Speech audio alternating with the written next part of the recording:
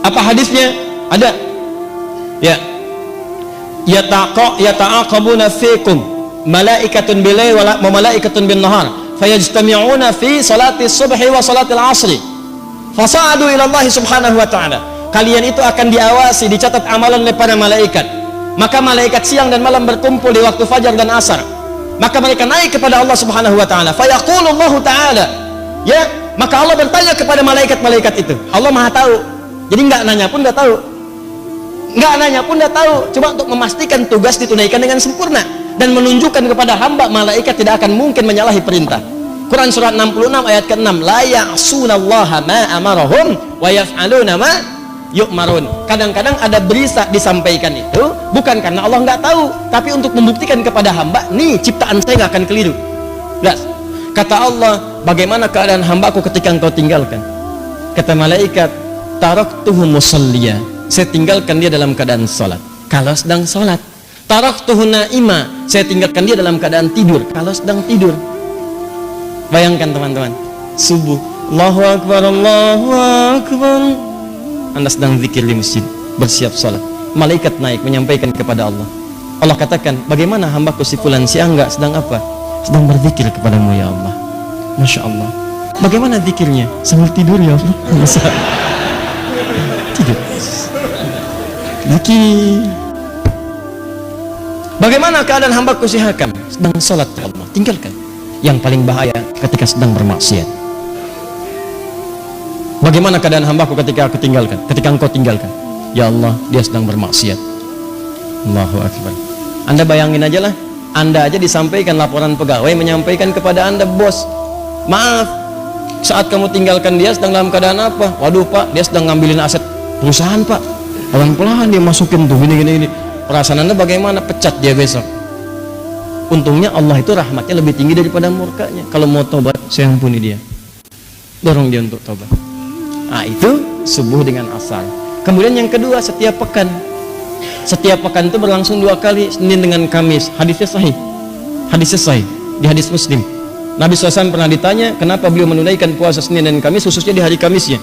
Hari Senin beliau jawab, hadza yauma waulitu. Hari Kamis, hadza yauma yurfa'u fihi al-amal wa uhibbu an turfa' amal a'mali wa ana sha'im.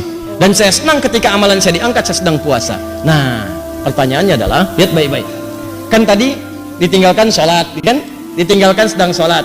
Kenapa Nabi memilih untuk puasa? Kenapa memilih untuk puasa? Karena saat orang sedang puasa itu ada 2 keunggulannya. Lagi-lagi. Yang pertama, ulangi. Kalau orang cuma sholat saja, maka berhenti di situ. Amalan sempurna bagus. Tapi kalau orang dilaporkan dalam keadaan puasa, maka dia punya 2 keunggulan. Yang pertama, Al-Bukhari, Kitabus Siyam, nomor hadis yang pertama, posisi paling kiri sebelah atas. Riwayat sahabat Abu Hurairah. As-siyamu li wa ana ajzi bihi. Kata Allah, puasa itu khusus untukku. Jadi puasa itu amalan khusus yang langsung Allah kasih pahalanya. Sholat itu amalan memang wajib, tapi amalan umum, semua orang juga sholat. Jadi ketika Anda sholat yang catat pahala malaikat, tapi ketika Anda puasa yang berikan pahala Allah langsung. Ya. Maka ketika orang puasa, sebetulnya ketika diangkat amalannya dilaporkan kepada Allah sedang puasa, maka lebih tinggi nilainya dibandingkan orang yang standar, karena pada saat itu Allah sendiri memberikan pahalanya. 1. 2. Nah, yang kedua, orang puasa itu umumnya memiliki 2 kemuliaan lagi tuh. Anda bayangkan. Apa 2 kemuliaan ini?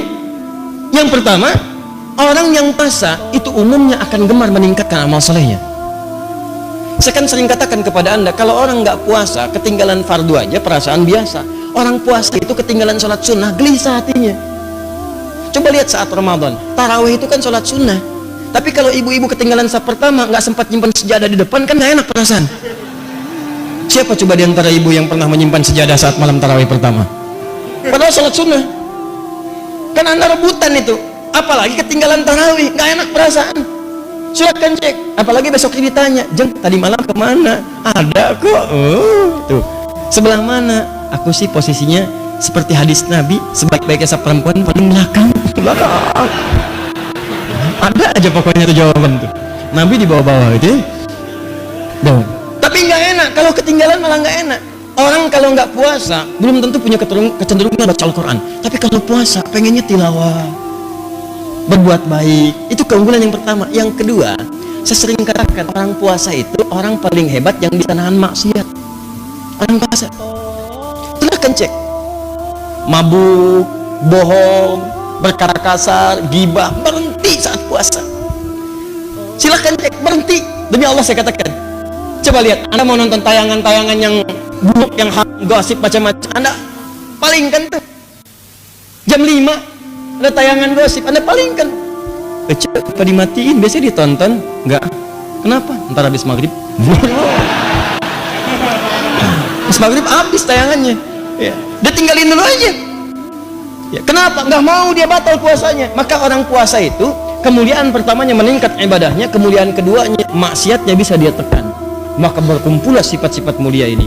Di kalau tiap subuh dengan asar orang ini dalam keadaan sholat dia mulia, Senin dengan Kamis dia puasa dia mulia, apalagi bulan Sya'ban, ada setahun, sebulan itu dilaporkan amalan setiap hari. Kalau yang tadi itu kan maaf, kalau yang tadi tiap hari subuh asar, yang kedua pekanan Senin Kamis, sebulan Sya'ban ini amalan setahun disampaikan kepada Allah, dari Sya'ban kemarin ke Sya'ban berikutnya. Maka kata Nabi, saya pengen begitu amal saya dilaporkan dalam keadaan yang sempurna. Bagaimana ciri sempurnanya? Saya sedang puasa, karena saat puasa itu amalan saya meningkat. Yang kedua, saya bisa menahan maksiat.